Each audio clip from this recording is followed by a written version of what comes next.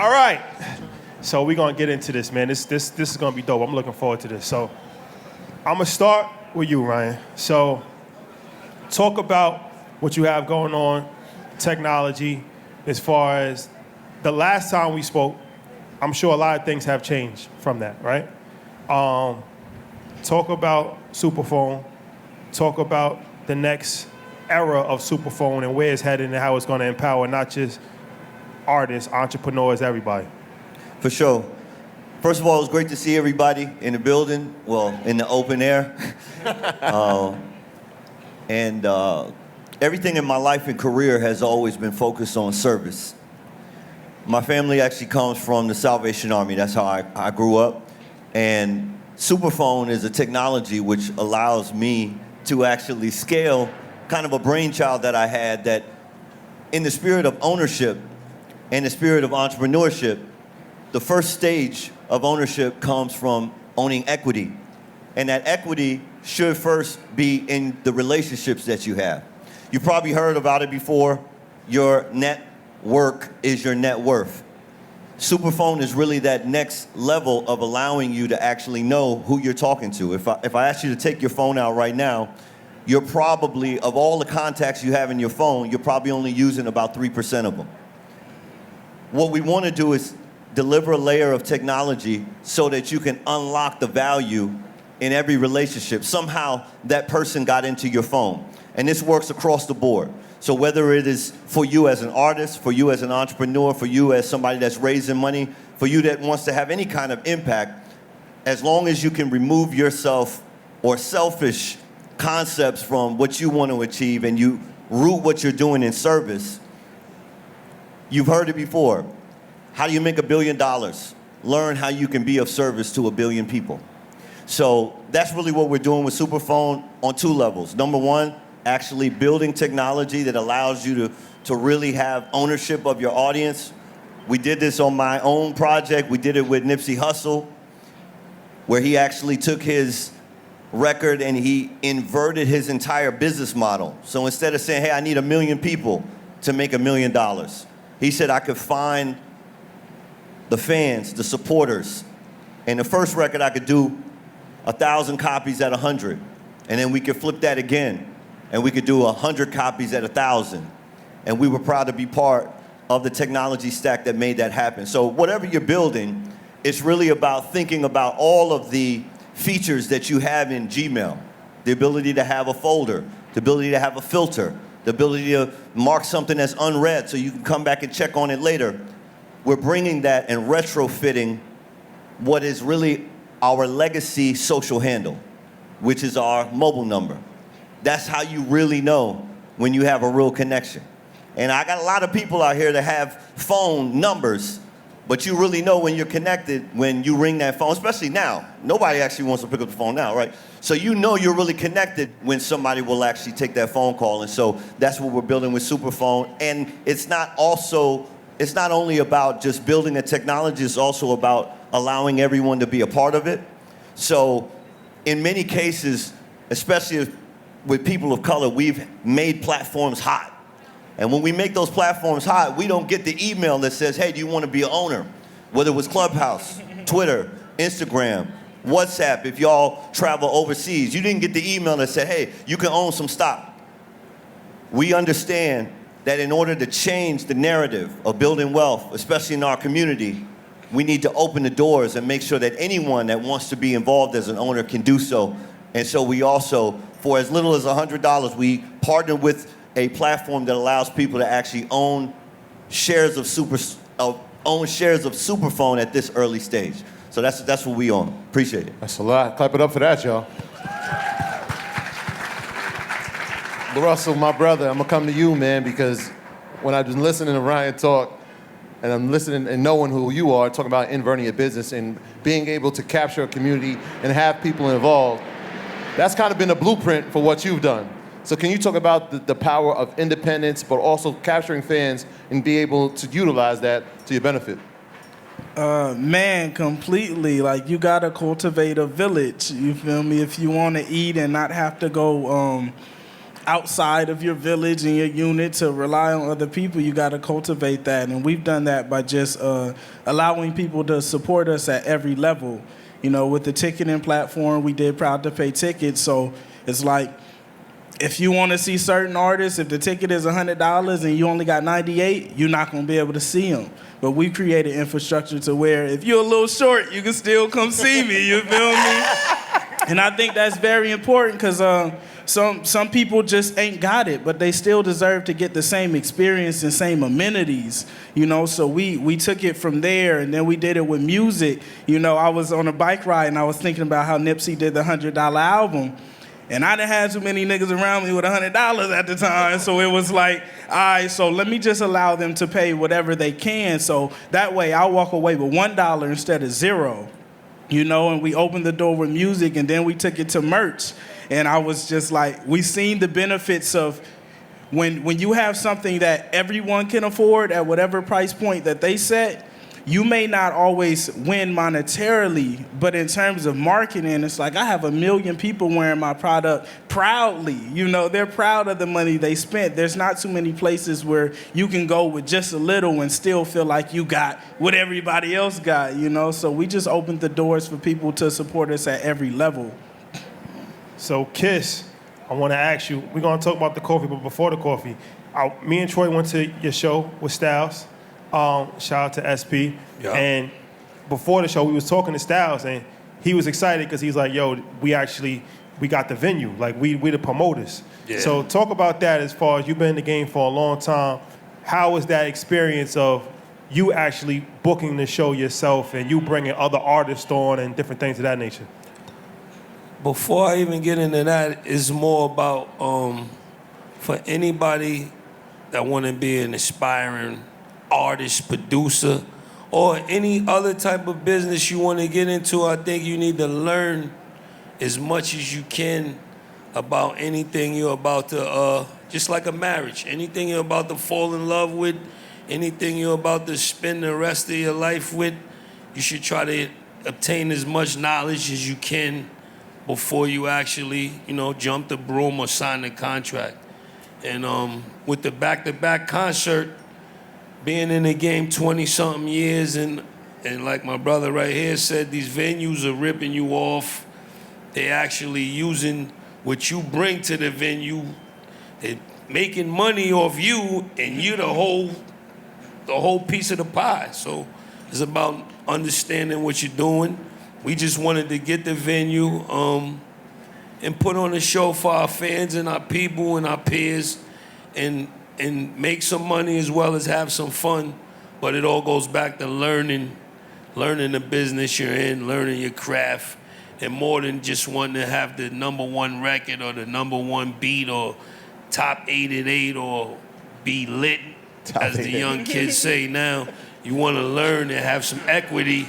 Kids, you said top 888, they were like, what's that? Right. Being on the radio, an old show that they had on the radio, but instead of wanting to be lit or popping or whatever you call it, you want to have some equity, and you want to, you know, make money off yourselves and not spread yourself too thin. And that's what we was able to do. It was successful, and we still learning every day. I go by a slogan, school is always open. That means you can learn something new every day. Powerful. So I want to talk about full circle moments for a sec, right? So we hear United Masters, obviously Steve Stout. Let's talk about the power of branding. I guess you can all take this, but the importance of branding and partnering with brands that make sense. So Steve Stout, the Reebok commercial, everybody knows that, the AI commercial, but even to present day, like as I'm watching the NFL, I'm hearing your voice over the commercials. So I'm like, yo, Kiss is everywhere, man. So talk about aligning with brands and the power behind that. Branding is very important. Aligning yourself with brands is even more important. But with today's society, social media, as you see when tragic things happen, before somebody would help an elderly person, they pull out their phone. So everybody's a brand. And when you're an artist, an athlete, a businessman, businesswoman, you got to think that you're a brand and do as much as you can to support that brand, give a positive outlook on the brand, and just keep, productivity as much as you can, because that's going to help your financial situation in the long run with all eyes on you in today's society. So, Ryan, I want to ask you about ownership. You broke down how you made a bunch of money by selling like 14,000 albums before on the show, but talk about like the power of ownership and leveraging that to actually make money. Yeah. I really believe that that when you have the right information, you have the right access to information and the right infrastructure, you really can, as long as you're rooted in service, you can really make however much you want to make. So a lot of times I would go to my record company and I say, hey, look, my first album, I sold, 160,000 albums. I'm not platinum status. I didn't have no records on the chart. Then my second album, which was Grammy nominated, I only sold 60,000. And so I went to him, I said, hey, look, we're in a digital age. If I sold 180,000, how come we don't know all those people? Can't I just press an email and we can email everybody who bought the last one? They should definitely want to know about the first one. And it sounds funny now, right? Because we should actually know, but I will present this challenge to y'all that if you're building on social media, you're really just renting your audience. And so for me in 2013, I said, look, if I want to actually have this information, I got to give to receive. So I gave my number out on Twitter. I say, hey, look, just send me a text if you want the record. And by that time, I'd already bought my contract out. So every single dollar that came in, it went straight to the bank account instantly. I see that's what you're doing now. And so the beauty of that, and this, I think what you're talking about, is first having that relationship, that one-on-one relationship with the fans, and letting them know that you're here to actually be of service to them, however they are looking to actually support you. So at the very beginning, the opening conversation was just the music. Hey, let me just download the music. But then people would actually, and when we talk about brand partnerships, people would actually text in, yo, you didn't know, but I run the Lamborghini Club in so-and-so. So whenever you do your next video, man, just call me up. I'll bring 17 of those things out. Sounds great to me. You know what I mean? Yep. I was over there. Next, people say, you know what, Ryan, listen, we love the concerts and everything, and I've been doing this for a long time, actually doing my tickets direct. And sometimes it's a struggle because the venues actually, they have deals with the larger promoters, et cetera. So I had to go out and find a promoter that was willing to take that chance with me. And when you look at it, even in boxing, et cetera, once the talent becomes the promoter, the whole financial breakdown starts to change. And they start to understand their business better. And when they start to understand their business, the ingenuity of a creative becomes present in the execution of those business ideas. And as you sit here in this audience as creatives, make sure that you pay attention to the business, because as you know your business better and better and better, your ingenuity as a creative, your creativity is what is going to make the difference. We're watching it live in real time. We're watching the history that's being made, the ingenuity and creativity. But also, it's also about understanding that it's not just about you. It's about being able to connect with those who also relate to the impact that you want to have. And so I watched my young brother right here. He found a platform, I think it's called even.biz, right? He found that platform, a young brother, another young guy, man, super creative, and said, look, your concept of what you want to do, we can help you bring it to life. What does that do? That allows for you to remain the creative, and you can choose the folks on your team that can elevate and put the infrastructure around the impact that you want to have. Once again, it comes down to having those phone numbers, making those phone numbers work for you, making those phone calls work for you. And so when we think about the economics of it, once you can start to realize what products or services people would actually pay a premium for, you can interact and engage with those supporters at that level. And so, yeah, go ahead. You said something that was extremely insightful. You said once the talent becomes the promoter, that's when everything changed, and you referenced boxing. And that was, I'm glad you did that, because everybody knows Floyd Mayweather made more money than any boxer, right? It's not necessarily that he made the most money because he was the best boxer, although he is one of the best boxers. He made the most money because he was the promoter. That's how he changed the game. That's how he went from making 20 million to 180 million with Conor McGregor, like, you know what I'm saying? So that was actually extremely insightful, and you could be the promoter not only in that situation, but as a musician.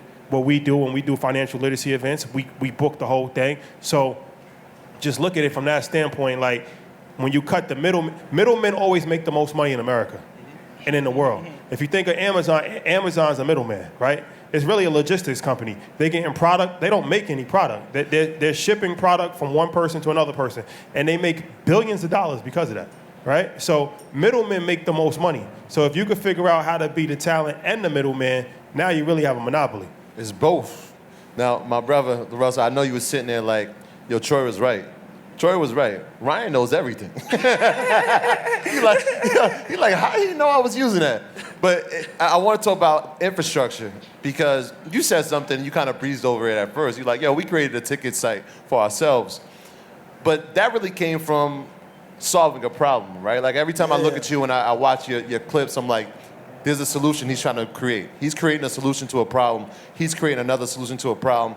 Talk about that, the ticket innovation, and what sparked it and how you came about, executing on it. So it's called What's TBA. It's black owned, founded by myself and Abrima and Shay.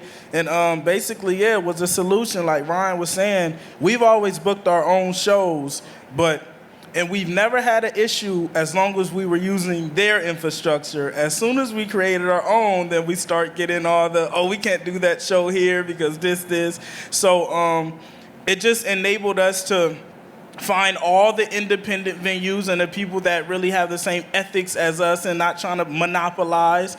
And it really allowed us to enter a market that didn't exist. There's nowhere else where you could get a show of this experience at the price that you can get it, and it's scalable for people who support you differently. Like I was thinking, like, some people may find me and they like, I like him and I want to see what he about. I don't want to pay $60 for it, right? And they should have that leisure. But some people are like, I love him and I really want to support.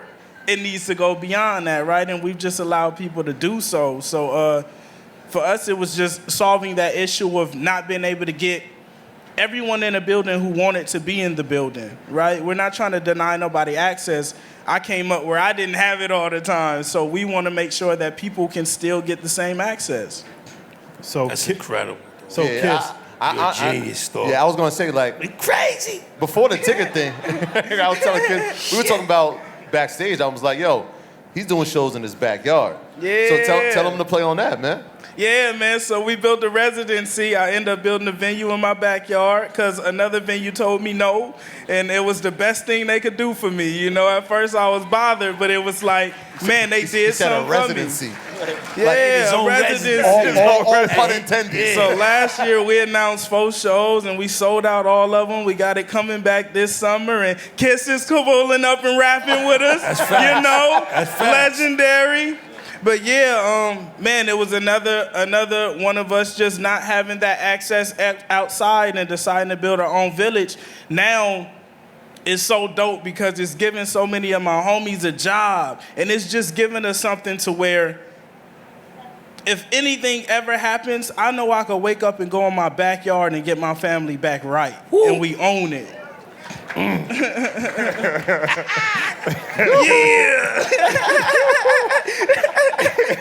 So Kiss, let me ask you this. So you went left when everybody's going right? Everybody has a liquor brand, spirits, but you decided to have a coffee. Yeah. So coffee, billion-dollar industry, and something that people drink every single day. I know your dad has a history in coffee, and it's a family business too with your dad and your son. So what really made you want to really push the envelope and go into the coffee business? Coffee. My dad, like you said, my dad been in coffee since 1977. He said he worked for the Maxwell House Division when he came to New York from Memphis. He actually raised me off working in coffee and raised my family. He likes to say we have skin in the game. It's not like a pay for hire. And he always wanted me to be, with him in the business, but I chose to do my thing, So that hurt him a little bit. Then my son, when I had my son, raised him, put him through school, he graduated Clark in Atlanta. My dad was hoping that he would want to take the coffee business. Somebody, please. And he didn't really show no interest in it. And my dad kept doing his own thing. Then after the first Verzuz with Fab, and y'all know I was Jada drunk. and my dad's not really social media inclined, so I think my daughter was over my mom and dad's house, and my niece was over there, and they were showing them the live feed, and people were like, yo, get Kiss some coffee or get him some water, I think he's drunk. So he came up with an idea of doing like an antidote coffee, but we didn't want to flirt with the whole intoxicated thing. It wasn't the time yet. Then after doing the Dipset Verzuz, I caught a lot of momentum, a lot of opportunities. The legendary Dipset Verzuz. Legendary. Then he was like, I think it's time to launch the Kiss Cafe, my brand of the coffee. We put in like 2 years. Me, my dad, and my son, we brought in my man Set Free and his wife for the compound and do the marketing. We launched it, and it's doing pretty damn good. But for the most part, you know, people from our ethnic backgrounds don't even think about generational wealth. So for me to launch a company with my dad and my son, I probably won't be here or be alive to see the success that it receives, but just to, you know, get it off the ground is a blessing, and I'm thankful every day for it. It's doing very well. The coffee is probably the best coffee you can ever drink. Make sure y'all check it out. Not even probably. And I'm just happy to be here, baby. Like as you speaking, I'm in my head. I'm like, my pops think his son is deserting him. It's hurting him. see Guess I all gotta that? be the man to sit down and work with him. See, that's all going to be in the doc. 'Cause I had years of not talking to my dad in the same crib. You know what I mean? We had different views, and you know, but it all worked out. I love him. We rocking out strong now, and it's a blessing. It's beautiful. It's beautiful to see, man. The Three power of generations. coffee. Who knew? Ryan, I joke a lot, and I'm like, yo, Ryan knows everything. But there's a lot of creators in here. I want you to talk about the amount of time that you and dedication you put into studying spaces, right? Because when I got on the phone, you were like, yo, I know you guys are using this messaging. I'm like, yo, Mike, how Ryan know this? Right? So talk about the process of actually studying a craft and the amount of time you're putting into it. Yeah. They say overnight success takes about 10 years, right? So overnight success takes 10 years. And that's really because when you're working on a concept, you want to impact at that level. People actually don't care that much about the times that you're kind of grinding it out on your own. And for me, I kind of had the same kind of relationship with my father. I never went to a place where I wasn't speaking to him, but he put me through Harvard, you know, and he came as a Caribbean father and said, yo, the way that you're gonna make it in the United States of America is gonna happen through education. And so I wanted to accelerate that as quickly as possible because I knew I wanted to do music. So 14 years old, I was like, hey, look, you know, can I test out of high school so I can start this early, man, and get you your diploma? He said, what you mean? My diploma actually hangs on my dad's wall. And the reason I bring that up is because... What age did you go to Harvard? I got in when I was 14 and I was a freshman at 15. Yeah. Holy shit! I knew it. What they thought we was joking? I knew They thought we was joking. No, he's a real genius. Like, we wasn't Yo, joking. that's crazy. Nah. Dog. I knew it. I knew it. Right. So my diploma is actually on my father's wall. And when I got out of school, I thought I was, you know, Mr. Entrepreneur. And I had this concept of this little business plan. I said, okay, I'm gonna make beats. I know I'm nice with making beats. My business plan, I'm gonna sell 5 beats a week at $200. Because the other folks that graduated from Harvard, they were all going to Boston Consulting Group and McKinsey and these kinds of other companies. And I said, look, if I can build a business plan where I'm making as much as them, then my dad's gonna actually say, okay, you know, my son's all right. when you make that first business plan, though, especially as a youngster like I was, you got big, big, big dreams. And I got a quick reality check. You know, I was like, oh man, I'm gonna sell 5 beats a week. At 200, I give me 1,000 a week. 52,000, I'm good. I'm gonna tell my dad I'm fine. I actually told him I worked at Boston Consulting Group, but I was actually making beats. And all the bills started going to the house, right?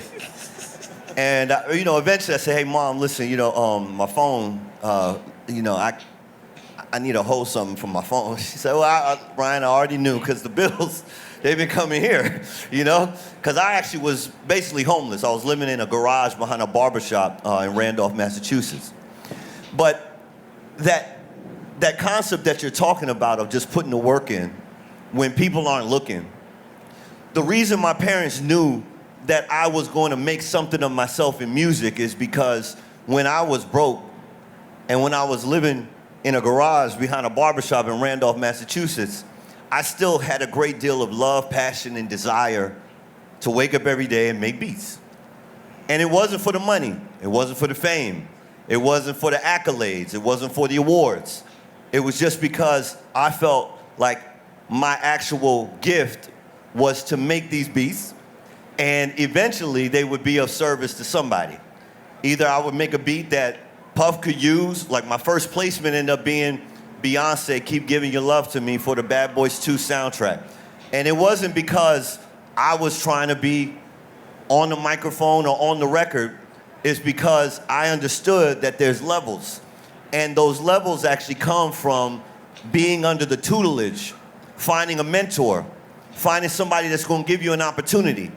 And the greatest gift that you can give to someone who gives you an opportunity is what you do with that opportunity. So when I got that opportunity with making a beat for Young Lord, actually, in the Bronx, I came off the plane, he put a little beat on, started making some music, and that actually ended up, because of his relationships, ended up being of service not only to Puff, who was building the soundtrack, it ended up being of service to the movie itself. It ended up being of service to Beyonce's fans, because they love to hear new music from Beyonce.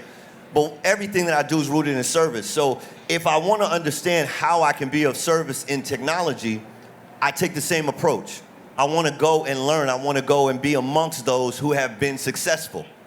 The first Bitcoin I ever received was from the CEO of Coinbase. It was because I happened to be in a place. Nah, Respectfully. Nah, for real. Right. Hey, listen, it was just because I had actually gone out to Silicon Valley, and really it was actually because I had somebody who was part of my team that said, hey, look, Ryan, I have an invitation. You got to go out there. And we just, as brand new as we were, we went into the area with a respect and humility that it takes so that people recognize you as a student. Now, when you think about just in terms of just human behavior, right? If someone were to tell you the greatest gift that you could give me, let's say it was your mom or something. Sometimes it's tough to give birthday gifts, right? Let's say your mom says, hey, the greatest gift you could give me is just, these are my favorite flowers and this is where I'd like to go. Once you actually know this, as a human being, you feel better because you know exactly what to provide to give your mom or someone that you care about the exact thing that they request. And so for me, it turned out to be the best sort of process I possibly could have by just going out and asking the questions. But I knew the same way that it took me 8 years working in that basement, working in that garage to get to where I was as a producer. If I wanted to be a technology entrepreneur, I needed to surround myself not only with other technology entrepreneurs and investors and software programmers and developers, but also learn how to do it myself. So I literally just took a course on Code Academy. I said, look, if I'm going to try to do this, I want to actually at least say that I've made an effort. Stuck in the grind. Let me ask LaRussell. Yes, clap it up for that. LaRussell, let me ask you this. How important is it to not only capture data, but actually get specific information, because you get detailed information for people. Like, you know this person lives in Omaha, Nebraska, and has a farm that you can possibly use, and that's helped you. So talk about that. Like, you just don't capture data, you get it in files. I mean, it's like really realizing the human behind the word data. Like, we hear data and we instantly just start thinking number and statistics, but those things are attached to things. So like one day we did a call to action for just people who had spaces or backyards, because we was having trouble with venues. And we realized within our following, we had a whole network of people who was like, hey, you could just pull up. We wouldn't even have to pay a venue or rental fee, but we never knew because we just look at the numbers as data. You look at a Spotify listener, but when you start actually engaging and asking, and like he says, being of service, people want to be of service to you. We get a lot of people who just pull up and do things for us because, we asked them what they do and what they had available, but sometimes you never know just because you don't ask the question. Yeah. Kiss, I want to come to you. Longevity is something that you've mastered, man. I remember hearing You'll See in like 94. So to have you sitting here now is a true honor. But Don't make me older than I am, man. But I want to talk about, well, I guess I kind of aged myself then too, damn. Let's talk about financial discipline that's come over the years, right? Because you come from the bad boy era to now where you're at the point where, I was watching the interview like, yo, I might become an independent artist, but there's benefits of being on a major. So talk about the lessons in financial discipline that you've learned throughout the course of this longevity career, the longevity that you had in your career. That's a great word, financial discipline, because in the beginning, I had no discipline at all. And I think that's something that a lot of artists experience or go through. You mess up a lot of money, you're not aware of equity, you're not aware of, just things that you should be aware of. And I think the record labels play on that. You know what I mean? That's something that I don't like with some of the younger Black, Latino, male and females with a lot of talent. If you don't have that knowledge, they can jam you up. But I think it's important to have a good staff around you. Like I said, do a lot of reading, try to obtain the knowledge, and then the more you flourish in the business, you should go for equity. You want to own things. Me being an old school hustler, I just want to have some money for a rainy day. So I'm still off the old school tactics. Save everything, live life accordingly, and take trips. And you only live once, but I'm still save every penny. Old school. Shoebox. Then I come, and then not so much. It's the shoebox mentality, but with the right way you're supposed to do it. And then I come to you guys, y'all two, or actually y'all four, and then y'all show me how to go to the next level. It's a major key, Kiss. Major key. I would have copped the Bentley, but I had to pay taxes. You know what I mean? Also, don't play with them people. Them 3 letters, the IRS. When they on you, they swarm you. Give them people their money. Do right. That's what a lot of people don't tell you that, but make sure you pay your taxes. Ryan, I want to ask you, so you was at InvestFest, the first one. Thank you for coming. Legendary conversation when you talked about you invested in Apple. It's a crazy story. You made like $12 million off of Apple, and then you invested in Bitcoin when it was like $100. What's the investments that you're looking at now? I know you're probably looking at ChatGPT. Tell us, Ryan. Please. Phones out, everybody. Right. Please. Right. Honestly, what I would say is, Service. yeah, That's what I got Yeah. for provide. provide that service. Provide that service. Nah, for real. Really, I think just a play on that is investing in your relationships, man. Like Troy was just talking about, man, longevity and just the pathway that we have as humans on this planet, right? Raise your hand if in 1 year you want to be in the same place that you are right now. financially, professionally, in terms of growth. Not a hand in the air, not a single one, right? And so if you think about your relationships as investments in the stock of the future, every single person that actually decided, you know what, I could have been over at a happy hour somewhere, I decided to come be here because I want to edify myself. I want to educate myself. I want to be somewhere where I can learn and soak up something that might inspire me, that might motivate me, that might give me that ignition to actually change where I want to be. Because sometimes we don't even know what we don't know. And sometimes that conversation, just that one phone call to make you top of mind, that give you that introduction to that dinner, to that office party, To that room that you need to be. Exactly. So when we think about investments, the only non-fungible resource that we have, a resource that we can't give anybody else. You might have an elderly grandmother or grandfather. You might want to say, you know what? Hey, God, give her 6 more of my years. It's not possible. So when you realize that your time is non-fungible, you have to be selective in whom you invest that time.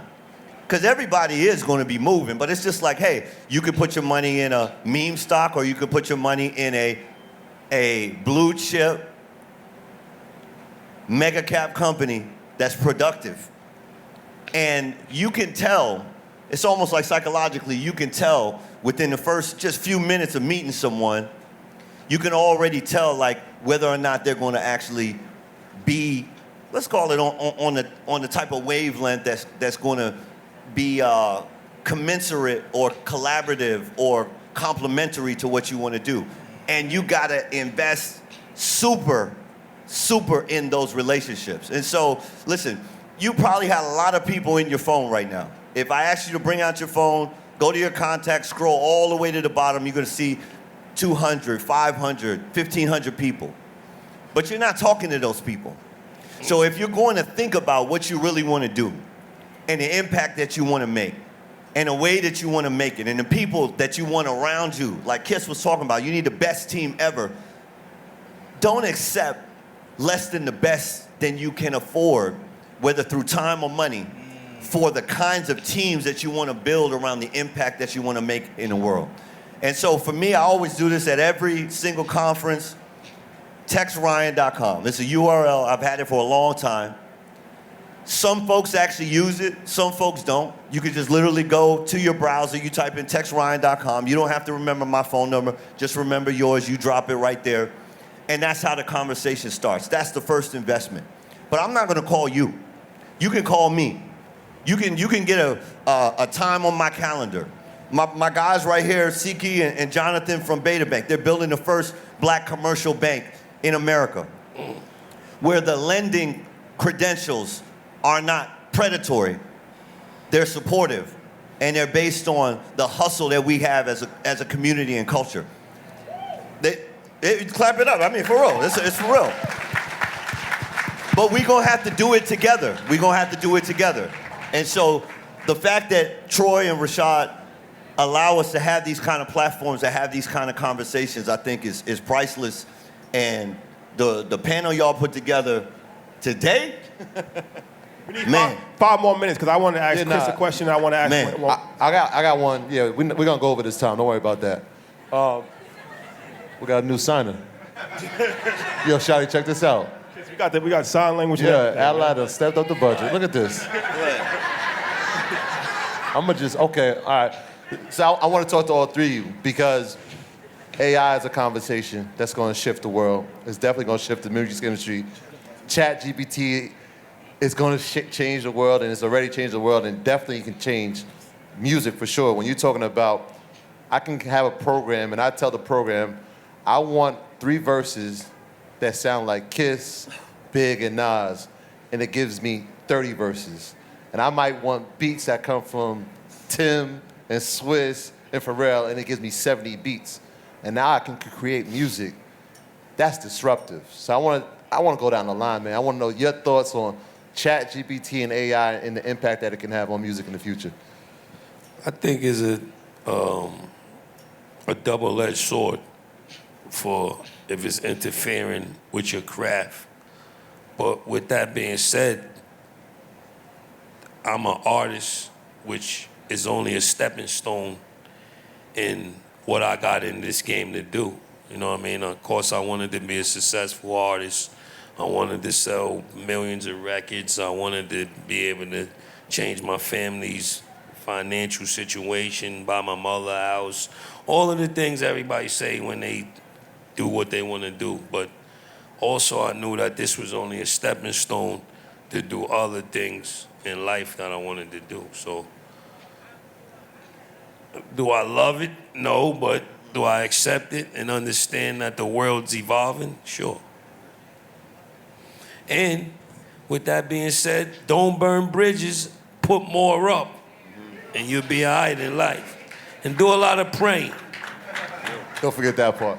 LaRussell, what's your thoughts, man? I know technology is a big piece of what you do. Yeah, I think it's a beautiful thing because I think it begins to expose who's replaceable and who isn't, right? There's some people where it's like it shows your impact. There's some people where you could get a computer to do their job. There's some where you can't, and it's gonna show that. And those people to where it's like, nah, a computer can't replace this. You gotta really come pay for this because I provide true value. It just changes everything, you know? It could be a weapon or a tool. It depends on which one you using it for. Right. Thoughts? Whew. Man, I think it's an incredible opportunity. When you look at the landscape of the kinds of jobs, if you decide that you want to get a job, or eventually you're going to have little ones, right? And you want them to be set up. I remember a conversation I was having with Ye, and he said, listen, school, I don't believe in traditional school. I think people should just learn how to use Google really well. You know what I'm saying? No, it does sound just like him, right? Yeah, okay. Yeah. No, but he's for real, right? Because if you look at ChatGPT 4, it just came out, it can pass the bar exam, Yep. right? So if you actually say, hey, look, you don't necessarily want to hire the super high-powered, ultra, super-duper expensive lawyer. You could just go to ChatGPT and figure out, my new representation. what's the legal precedent on this, right? So I think really it creates an opportunity, right? So first and foremost, don't let it go over your head, right? Find out what you need to find out so that you can actually have an intelligent discussion about what the opportunities are that are created from this emergence of technology. But secondly, they are paying, I think, multi-hundreds of thousands of dollars a year right now for folks who are just really good at giving the prompts, right? And it's funny because in many ways, that's why Ye's ahead of his time, right? He said, well, we just need to learn how to actually ask Google what we want to find out, right? So now when we have companies like OpenAI that are building technologies like ChatGPT, the opportunity for those who are in this room and just thinking about, hey, I heard about this on this conference, is learn how to be a great prompter so that when people do want to get the best results out of ChatGPT, they know they can call you because you did your research and you're ahead of the curve. But I'm always interested in the opportunity that's created when new technology emerges. And the opportunity is great, especially for our people, for us, because we're the last ones that they expect to adopt, embrace, innovate, and build on that technology. Yeah, ChatGPT gonna change the game for sure. My last question for Kiss. So we was actually front row at the legendary Verzuz battle. Couldn't miss that. Nah, no way. That was one No for way. the books. So Gotta show you the footage. yeah, stellar performance. Everybody has seen the Verzuz, right? So, but what I want to talk about, what nobody has really talked about, and I had an inside source that told me, and shout out to Dipset, one of my favorite groups of all time, but they said, they was like, yo, you know what the main difference was? And I'm like, what? They like, Dipset's rehearsal was like 10 minutes. And it was like, these guys was 3 hours like the day before, like the preparation. Few days. Yeah, so that's what people don't talk about. That's what they don't know. Like, talk about the preparation and the discipline that went in? Because it's not like you just had that performance by accident. I learned from an OG in the hood, my man Pretty Black. He would say, stack your peas. And also being on Bad Boy, besides being at some of the best parties in the world, hanging around Puff, but before we would go on any tour or any TV or anything, he was very adamant about doing a nice amount of rehearsals. And that's something that we picked up from him. Anytime you're about to perform on that type of stage, you gotta go over it. No matter how nice you think you are, no matter how inclined you think your memory is, you gotta get in there and actually repetitively keep going over it, and you know what I mean? Thinking of valleys and peaks and what could go wrong and what they can counteract with and just things of that nature. You actually gotta do that for maybe 2 weeks before. Like, I used everybody with me. Like, what songs you wanna hear? What you think they gonna say? What do you know what I mean? You make yourself a little bit crazy, but at the end of it, the outcome is a beautiful thing due to the work. You get back what you put in. You know what I mean? That's what anything we want to do. The whole audience, everybody up here on the stage, we could sit here and use a bunch of big words and talk bullshit to each other, but at the end of the day, you get back what you put in into whatever it is you desire to do. There you have it. They don't even know they Make some noise, ladies and gentlemen.